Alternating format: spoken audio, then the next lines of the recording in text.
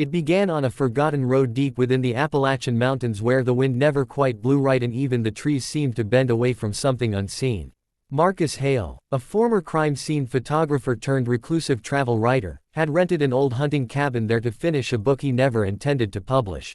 Locals called it the Widow's H. Hollow, a steep ravine shadowed by cliffs where, decades ago, a series of unexplained disappearances had carved its name into town folklore.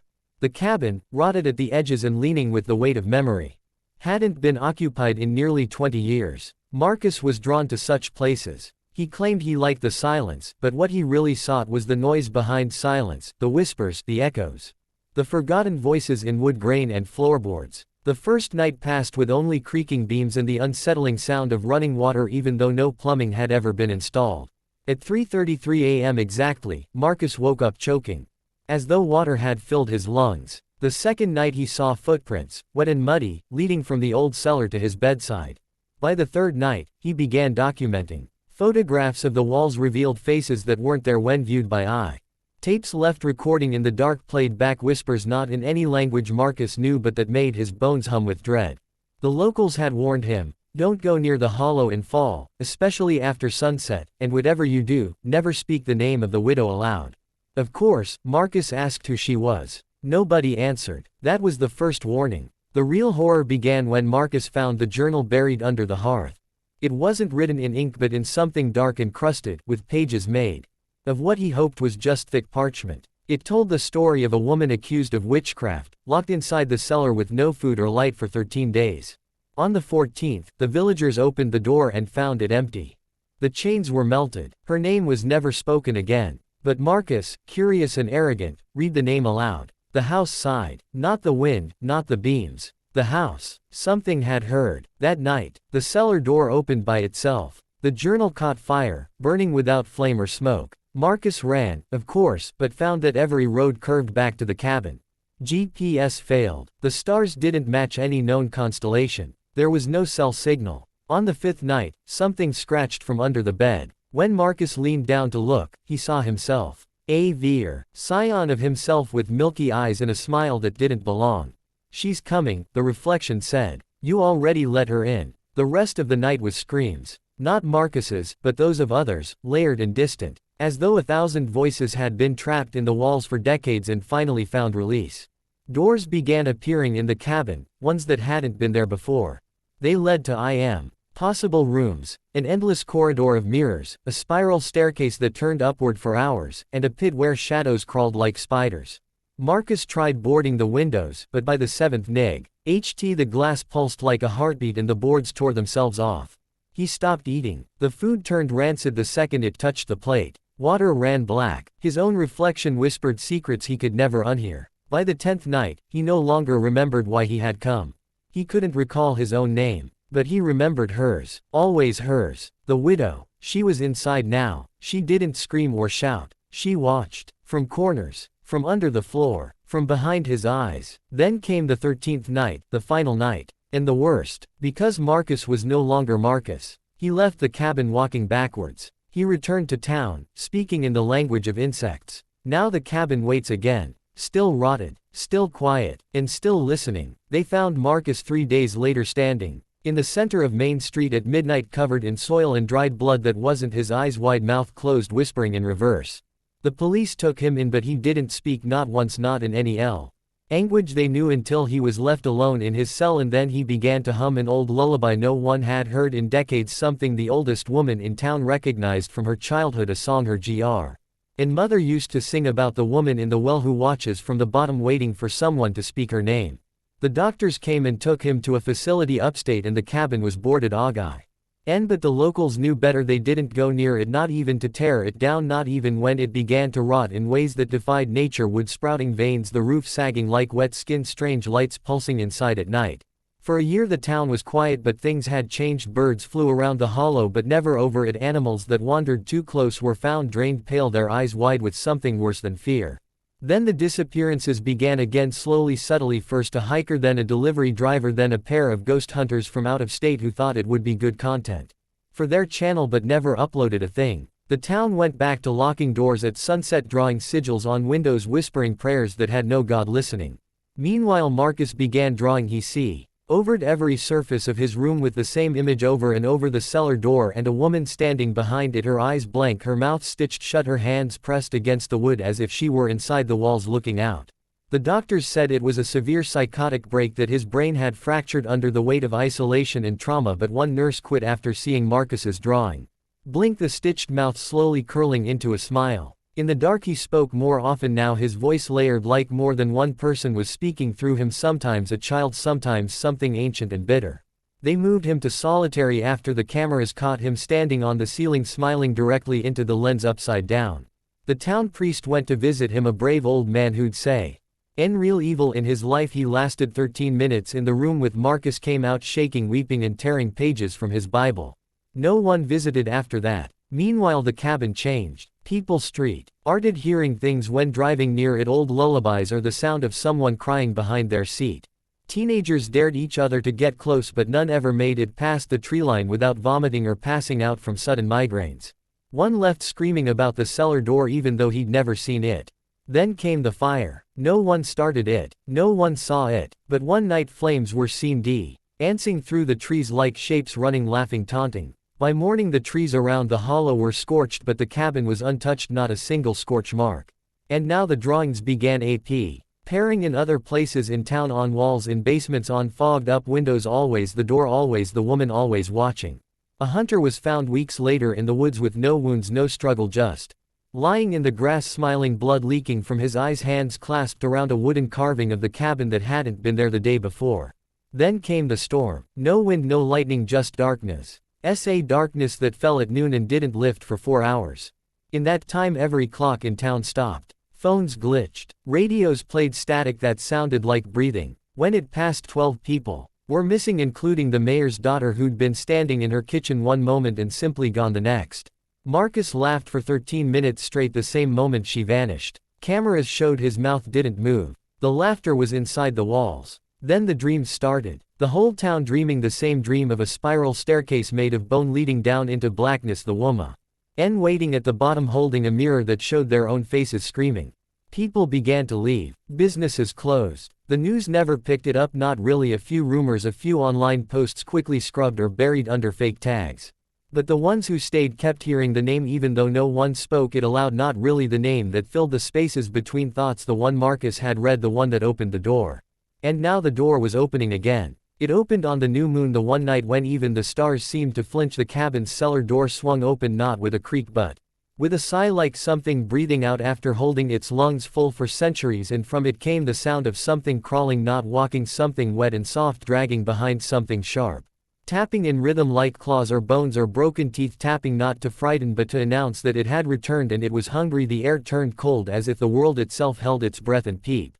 All across town woke up gasping with blood in their mouths and a name carved into their skin, not by blade but as if it had always been there waiting to be uncovered. The widow, the widow, the widow. And then they saw her, not all at once, not directly, no, but in reflections, in glass, in water, in rearview mirrors or behind them, in photos they had never taken, standing just behind them in that same pale rest, the same stitched mouth, the same wide hungry eyes, not for food, not for flesh but for presence, for recognition, for worship. She didn't want to kill, she wanted to be remembered, she wanted stories, she wanted fear, and those who feared her the most began to lose time, hours missing, days vanishing. Some woke up in the woods outside the cabin with mud on their hands and something buried nearby, something breathing shallow but never visible. The spiral staircase returned in dreams, but now it descended into real places, basements that were never there before, beneath homes built over nothing, doorways opening in alleys that had no depth, leading to a corridor of whispers and wet stone, and if anyone followed the whispers they never came back except one child who walked out of her bedroom a year after vanishing, not older, not confused, just different eyes, too dark, smile too wide, language too old. She said only one thing to her mother: the door never closes unless someone else opens it, and then she tore her own mouth shut with a rusty nail and rope. The town sealed itself off, no signs, no roads, no mention. Outsiders who stumbled in found themselves unable to leave, driving for hours in circles, always ending up at the hollow even though maps showed no such place and GPS called it an error zone. Marcus died not long after, choked on shadows. They said his autopsy showed no obstruction, just lungs filled with Dark tar and traces of bone marrow, not his own. His final word was a laugh, but layered in it forensic audio experts found a child's cry, a woman's scream, and a chant in Latin that had no translation. Oop loosely meant she walks where faith has failed. The government tried to intervene once. They sent in a team to investigate what they called an environmental anomaly, but only one came back, and she was blind and mute and pregnant despite being medically sterile, and she gave birth to a still thing with no eyes and too many teeth that spoke a single word before turning to ash. The widow, after that the files were sealed and classified, the area fenced off with no trespassing signs that didn't matter because the hollow wasn't in one place anymore, it was spreading. Doors began appearing in cities, in apartments and motels and subway tunnels, doors that weren't there the day before, all with the same look, rotting wood iron handles, cold breath leaking from the cracks, and those foolish enough to open them vanished or worse returned hollow, walking backward, mumbling stories that rewrote themselves, and soon the name began to appear online, not typed but embedded in code and broken links and corrupted image. Whispering from audio tracks. When reversed it was viral but not digital. It used fear to spread fear, fed it, grew in every retelling, in every whisper, in every shiver. It became stronger, and now it watches not from the cellar but from the space behind your screen, waiting for you to read her name or dream her song. And every time you remember the story, every time you feel that cold breath on your neck, every time your reflection doesn't quite match, she grows closer and the cellar door opens a little wider, and she waits because you are the next chapter and the story is far from over. She began to appear not just in dreams but in thoughts, interrupting sentences with sudden flashes of her stitched smile, turning memories into falsehoods, making people doubt what was real or imagined. Entire towns found themselves missing from maps, whole families forgot the names of their children, while photographs on their walls changed slowly until every face was hers, every moment tainted by the scent of wet earth and decaying fabric. And in the cities those strange doors multiplied, appearing in laundromats, abandoned malls, locked subway bathrooms, places meant to be unnoticed, places that held silence like a breath held too long. And through each door came pieces of her, pieces of the hollow, pieces of Marcus, now broken into hundreds of versions of himself, all smiling, all silent, all walking backward, spread in her story through whispers, static dreams, and songs you hum without realizing their origin. She wasn't human, not anymore, maybe never was. Maybe the story of the widow was just the first face she wore. And Marcus was simply the last to open the door, but not the only one. Now others had begun to write her into journals, blogs, podcasts, cursed files that auto-downloaded and played themselves at 3:33 a.m. exact. And if you listened too long, your reflection would start to twitch, your shadow would move just slightly out of sync, and the world would begin to bend gently around you, not fast, not violently. Like gravity being quietly redefined, nothing major, just water refusing to boil, clocks reversing for a second or two, voices calling from unplugged phones, and behind your shower curtain she waits. And then it gets worse, because once you've read enough, once you've imagined her, once your mind wraps even briefly around the cellar door, you can no longer forget it, and forgetting was the only protection. Time doesn't save you, nor does distance, because she isn't in the hollow anymore. She's in the narrative, in the crack between words. In every telling of the tale a new doorway opens, in every retelling a new version of you becomes part of her chain. Her hunger isn't for flesh but memory, presence, witness. She doesn't need to kill you, she only needs you to carry her, and the more who know, the wider the do or swings. And now the world is full of people who dream of staircases that never end, of lullabies they never learned, of women in pale dresses at the foot of their bed, staring and waiting, and sometimes singing their name. And it's always the same name, it always ends the same. The door opens, you walk through, or it walks out, and you become a part of her story, a flicker in the wall, a voice in the static, a reflection that doesn't blink back. And you think maybe it's over, maybe the tale has ended, maybe the horror has passed, but then someone else remembers her, someone else whispers the story, someone else dreams, and it begins again and again and again. The hollow waits. It may not be near your town, your home, your screen, not yet, but she is. And once you know that she is real, once you suspect she might be listening, watching, twisting words behind your thoughts, you'll hear it too, the tapping, the humming, the dragging weight of something just beyond the veil of sound. And then the cellar door will open for you, not with violence, not with rage, but with invitation. And if you ever step through, if you ever accept that invitation, you will never return, not as you were. You'll smile, you'll forget who you were. You'll whisper her story into others, and soon they too will hear her. And now you've read this far, and now it's already begun, and somewhere in your reflection, in the quiet part of your mind, in at dark hallway you always avoid, she waits. You didn't mean to invite her, but you did, not with a prayer or a ritual, but by knowing, by remembering, by asking for more. Each part another knock on the cell door, another shadow lengthened across your wall, and now she's closer than ever. She doesn't need to move quickly, she only needs time, and now she has yours. She sees through your eyes when you blink. He feels your thoughts tremble when you try to dismiss her, and the worst part is that deep down something in you believes this story might be true, that perhaps behind the structure of words ND fiction there's something more ancient, more real than the world you live in, because horror is truth wearing a mask, and she is the oldest mask of all, the forgotten, the buried, the erased, not by accident but by design. And now you've unearthed her, now you've spoken the unspoken. Even in silence the shape of her name forms behind your teeth, and the house you live in begins to echo in unfamiliar ways. Pipes groaning like breath, walls too warm like skin, the mirror in your hallway showing her behind you for just a blink, not enough to prove, not enough to be sure, but just enough to dread, and it builds. Slowly, subtly, strangers staring too long, children pointing at something behind you that no one else sees, animals whining near your door refusing to come inside, dreams where you wake up inside her cell. Not your bed, and every time the door at the bottom is a little closer, a little more open, and soon you stop telling yourself it's just a dream because you don't wake up right away anymore, you linger. In the hollow walk, those dark halls that weren't there yesterday, feel the weight of 100 eyes from beneath the floor. Your phone glitches, flickers, shows images you didn't take, file names you didn't create. One is always named her and you never open it, but somehow the image is burned behind your eyes anyway, and her face grows clearer with each passing day. Stitched mouth, fingers too long, bones too narrow, too old for flesh, and she never moves fast. She waits, crouched, smiling, singing in a language no living soul remembers, and when she begins to hum you feel it in your bones, not your ears. A song about doors, about descent, about a world beneath ours, full of stories like hers waiting to be remembered, and each one has a door and each door has a name, and hers is the first, the widow, the hollow, the cellar that opens by itself on moonless nights. And if you say the name again, if you tell another, if you even think of passing this along, she grows stronger, because that's the truth you've always known. Deep down, stories are spells and spells are doors, and now you carry her story in your blood, not metaphor but literal, because she's inside now, in your marrow, your shadow, your breath, your pauses, between words, and she waits for the moment you begin to forget, because that's when she takes the rest, when your defenses drop and you smile too long into the mirror and the reflection doesn't smile back but waits, watches, twitches ever so slightly, and then it's too late and you wonder, was the story ever something you read or something you lived? Did Marcus exist? Did the cabin? Did the hollow? Or were they just parts of your mind rearranged by her will, sculpted by her story? Because you've started to forget faces you love, streets you know, your own handwriting changing slightly every day, and each time you dream the cellar door is open now and she's halfway up the stairs whispering in a voice that sounds like yours but isn't, and soon the story won't be something you read, it will be something you remember. As your own, a memory not of your life but hers, and when that happens she will step into you fully, wear your face, your voice, and walk back into the world to tell it again, to another, to someone new, and the cycle continues, the hollow spreads and the world becomes just another echo of her name. You think you're safe in the daylight, but light doesn't stop her, it only softens the edge of her presence. Makes her easier to ignore until the shadows lengthen again and she presses back against your reality. You'll start to see people on the street who don't blink, faces you almost recognize but not quite.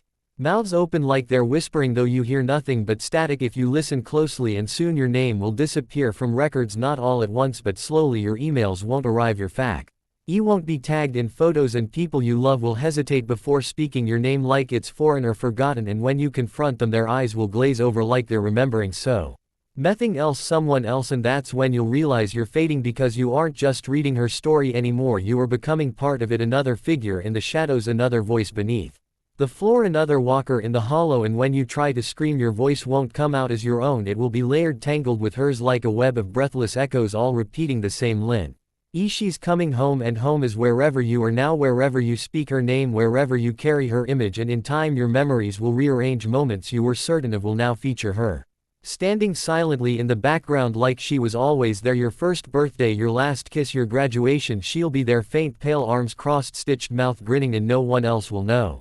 They'll look at the photo and say nothing, they'll say she's always been part of the story. You'll stop trying to correct them because you won't be sure if they're wrong or if you are, and when the cellar door opens in your dream this time it will no longer be stairs but a hallway, one you recognize, lined with every room you've ever feared, with every mistake you've buried, and at the end of that hallway is a mirror, and in the mirror is not you but her, not grinning this time but watching, as if waiting for you to recognize her as yourself, and when you do, when you finally say I remember you, she steps through and the mirror cracks and your reflection stops matching your movement just slightly, enough to notice but not enough to prove, and you won't sleep that night, not because you're afraid but because something inside you has changed. Your breath doesn't fog the mirror, your heart skips too long between beats, your pets avoid your touch, and you begin to hear it, the song not outside but from Her own mouth when you think you're silent, humming beneath your breath notes that don't belong to any known scale, words that twist as soon as you say them, backwards forwards, all the same, all meaning on. You think she's already here and you'll laugh, you'll cry, but you'll keep reading her story because you need to know how it ends, but the horror is it never ends, not for you, not for anyone who hears it, no. T for those who whisper it in sleep, not for those who bury it in books or screens or dark corners of basements, because she doesn't need a place, she needs memory, she needs fear, she needs repetition, she needs you. And now that you carry her voice in your mind, now that your eyes sometimes blur and see her where no one else can, she'll never leave you, not fully, not until you replace yourself with someone else, someone new to read, someone new to believe in. Even then a part of you will remain beneath the hollow, beneath the cellar, whispering through the cracks of the old wood, forever waiting for another to open the door again. You will try to resist, you will try to distract yourself with routine, with noise, with laughter, but laughter sounds wrong now, too high, too hollow, as if it echoes from somewhere else entirely, and the longer you pretend the louder she becomes, not in volume but in presence, a silence that bends the air like pressure before a storm, and the world starts to change in small cruel ways. Light flickers but only when you look away, numbers repeat on every clock, 3:33 every time, screens glitch to show a single frame of her eyes, black, endless, stitched but still watching reflections, la G by half a second, then a full second, and when you finally catch it, when your reflection moves long after you do, it smiles and you don't, and from then on you never truly look into mirrors again, because you know what's behind them, and worse, what's inside them. You stop dreaming, or at least you think you do, but in truth you never stop. You simply forget what happens in the hollow until you see dirt on your hands each morning, your nails chipped from digging, your feet muddy and raw, and the faint hum of her lullaby still trailing off your lips as you wake, and then you realize you've stopped aging, not